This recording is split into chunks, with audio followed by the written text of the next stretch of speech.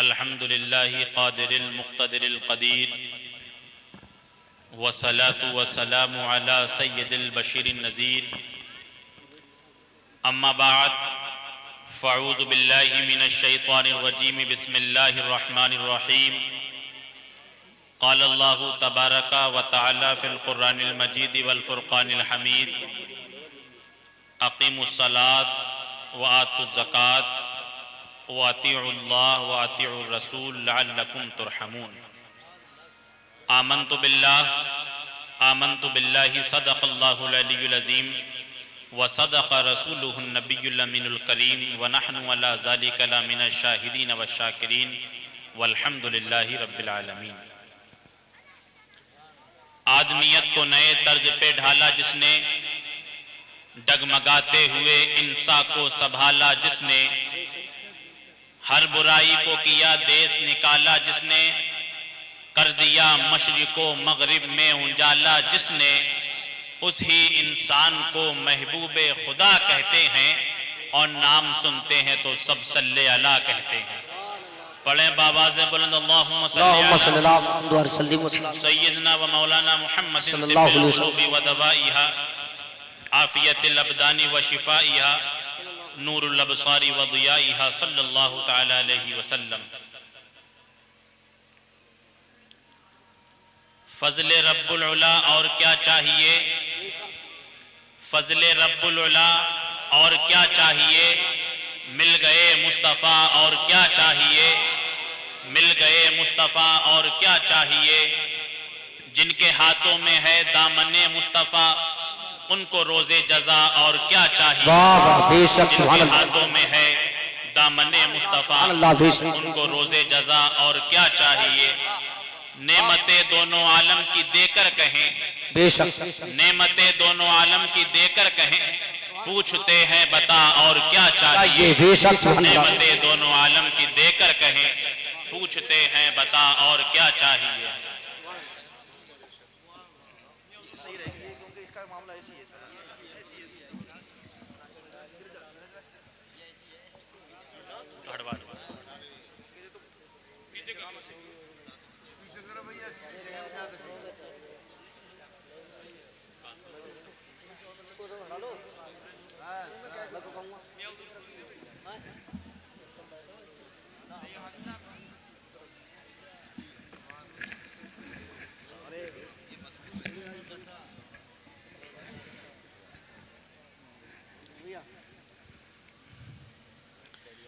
نعمتیں دونوں عالم کی دے کر کہیں، پوچھتے ہیں بتا اور کیا چاہیے، اور حاضری ہو گئی ان کے دربار میں، حاضری ہو گئی ان کے دربار میں، مل گیا مدعا اور کیا چاہیے، مل گیا مدعا اور کیا چاہیے۔ اور گنبد سبز خوابوں میں آنے لگا، گنبد سبز خوابوں میں آنے لگا، حاضری کا صلہ اور کیا چاہیے، حاضری کا صلہ اور کیا چاہیے۔ ہے سکندر ثنا خوان شاہ امم، ہے سکندر ثنا خوان شاہ امم، عزت و مرتبہ اور کیا چاہیے، عزت و مرتبہ اور کیا چاہیے۔ شاہ جی میاں کے فیض کا در ہے کھلا ہوا، در پر امیدواروں کا میلہ لگا ہوا، اور آستانے سے ہزاروں آج بھی ہیں فیض یاب، کم نہیں ہوتی کبھی دولت محمد شیر کی۔ آستانے سے ہزاروں آج بھی ہیں فیض یاب، کم نہیں ہوتی کبھی دولت محمد شیر کی۔ اللہ رب قدیر کی بارگاہ میں ہم سب دعا کریں کہ مولا کریم ہم آج کی اس مجلس میمونت اور مجلس محذب کے اندر جلوہ افروز ہیں، مولا کریم ہماری اس حاضری کو قبول فرمائے، اور تمام بزرگان دین اولیاء کاملین کے ساتھ ساتھ بالخصوص طور پر فیضان سیدی کاظم علی میاں حضور سے ہم سب کو سرفراز و مالا مال فرمائے۔ عزیزان محترم، آپ نے اپنی زندگی کے اندر اکثر و بیشتر ایسے اوقات گزرے ہوں گے کہ کچھ اوقات آپ کے عرس کے اندر گزرے ہوں گے، کچھ میلاد کے اندر گزرے ہوں گے، کچھ جلسے اور جلوس کے اندر گزرے ہوں گے۔ ہر انسان کہ زندگی میں کچھ نہ کچھ زندگی کا ایسا وقت ہوتا ہے جو اللہ و رسول کی بارگاہ میں ضرور گزرتا ہے۔ ہر انسان جو اہل سنت والجماعت اور بزرگان دین سے تعلق رکھتا ہے اس کا وقت بزرگوں کی بارگاہ میں خرچ ہوتا ہے، بزرگوں کی بارگاہ میں لگتا ہے، اور بزرگوں کی بارگاہ میں وقت کا خرچ ہونا یہ اتنی بڑی دولت ہے جس کے بارے میں حضرت مولا روم نے فرمایا تھا کہ یک زمانہ صحبت با اولیاء بہتر از صد سالہ طاعت بیریا، کہ کسی اللہ والے کی بارگاہ میں ایک لمحہ بیٹھنا 100 سال کی نفل عبادت سے بہتر ہوا کرتا ہے۔ جب ایک درسگاہ کے اندر ایک شاگرد نے اپنے استاد کے اس شعر پر اعتراض کر دیا کہ یہ بات تو محیر العقول ہے، یہ بات عقل میں آنے والی نہیں ہے کہ ایک انسان ایک لمحہ کسی بزرگ کی بارگاہ میں بیٹھے اور وہ اس شخص سے بلند ہو جائے کہ جو 100 سال کی نفلی عبادت کرتا ہو۔ تو اس وقت کے جو استاد محترم تھے وہ بھی نہایت قابل اور بصیرت و بصارت سے مشرف تھے۔ آپ نے فرمایا میرے شاگرد تیرے سوال کا جواب بہت آسانی سے ہے۔ آپ نے فرمایا کہ اے میرے شاگرد تو دنیا کے اندر خوب علم حاصل کر اور اپنے علم کو، اپنے سینوں کو علم کا گنجینہ بنا لے اور تو کسی صحابی کے مقام پہ پہنچ جائے۔ تو وہ شاگرد اپنے استاد کے قدموں کو چومتا ہے اور دست بستہ عرض کرتا ہے حضور میں دنیا میں کتنا بھی علم حاصل کر لوں لیکن کسی صحابی کے مقام پہ نہیں پہنچ سکتا۔ تو پھر ان کے استاد نے کہا کہ اگر تم کسی صحابی کے مقام پہ نہیں پہنچ سکتے تو چلو دنیا کے اندر اتنا علم فقہ، اتنا علم کلام کے اندر اپنی دسترک حاصل کرو کہ کسی تابعی کے مرتبے پہ پہنچ جاؤ۔ پھر وہ اپنے استاد محترم کے قدموں کو چومتا ہے اور دست بستہ عرض کرتا ہے حضور علم تو میں حاصل کر سکتا ہوں، فقہ پڑھ کر کے میں فقیہ تو بن سکتا ہوں، تفسیر پڑھ کر کے میں مفسر تو بن سکتا ہوں، قرآن پڑھ کر کے میں قاری تو بن سکتا ہوں، لیکن یہ میرے بس کی بات نہیں ہے میں کوئی تابعی بن جاؤں۔ پھر کہا چلو اچھا صحابی نہیں بن سکتے، تابعی نہیں بن سکتے تو کم سے کم تم تبع تابعی تو بن سکتے ہو۔ پھر وہ اپنے مرشد اور اپنے رہنما اور اپنے رہبر کے قدموں کو چومتا ہے اور دست بستہ عرض کرتا ہے حضور نہ میں صحابی بن سکتا، نہ میں تابعی بن سکتا، نہ میں تبع تابعی بن سکتا۔ تو ان کے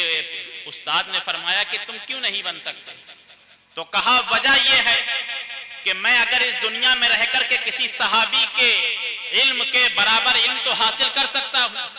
تقویٰ تو حاصل کر سکتا ہوں، لیکن رسول اللہ کی جو صحبت ملی تھی وہ صحبت حاصل نہیں کر سکتا ہوں۔ تو آپ کے پیر و مرشد اور آپ کے استاد نے فرمایا تھا کہ یہی مطلب ہے کہ صحبت ایک ایسی انمول چیز ہوتی ہے کہ جو انسان کو اتنا اشرف و اعلیٰ کر دیتی ہے کہ وہ ہوتا تو زمین کے نیچے ہے لیکن اس کے چرچے زمین کے اوپر ہوا کرتے ہیں۔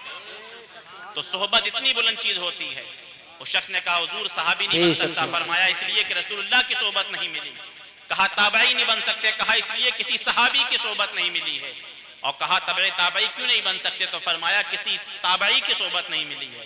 تو صحبت ہی انسان کو اشرف و اعلیٰ، مشرف و مکرم اور معزز بناتی ہے۔ تو یہ بزرگوں کی صحبت ہوتی ہے جو انسان کو اس دنیا میں بھی کامیاب کراتی ہے اور آخرت میں بھی کامیاب کراتی ہے۔ تو آج یہ ہماری خوش نصیبی بھی ہے کہ آج ہم سید نہ سرکار کاظم علی میاں حضور نور اللہ مرقدہ کے عرس کی محفل میں حاضر ہیں۔ عزیزان محترم، عرس کی محفل کی تقریبات نہ جانے کتنے طویل ماضی کے عرصے سے ہو رہی ہے اور کتنے عرصے تک ہوتی رہیں گی۔ آپ اور ہمارے درمیان اسی مجلس کے اندر کسی کی عمر 70 سال کی ہے، کسی کی 50 سال کی ہے، کسی کی 60 سال کی ہے، کوئی نوعمر ہے، کسی پہ ذوف طاری ہو گیا۔ لیکن آپ سے بس ایک مختصر سا سوال یہ کرنا ہے کہ آپ کی عمر جلسے سنتے ہوئے، میلادیں سنتے ہوئے، قل میں حاضر ہوتے ہوئے، نمازوں کی پابندی کرتے ہوئے گزر گئے، لیکن اس کے باوجود بھی آج مسلم معاشرے کے اندر تبدیلی کیوں نظر نہیں آ رہی؟ ایک جب مدرسے کا بچہ کہ جس کو ابھی الف سے لے کر کے یا تک کا شعور نہیں ہوتا ہے، اگر حافظ صاحب اس کو اولی رقبائیں نورانی قائدی اور یسرن القرآن کے اوپر تو وہ الف کی جگہ با اور باقی جگہ الف بتاتا ہے، لیکن وہی بچہ جب مستقل 8-9 سال متواتر مسلسل محنت کر کے جب مدرسے کی دہلیز سے نکلتا ہے تو وہ حافظ قرآن بن کے نکلتا ہے۔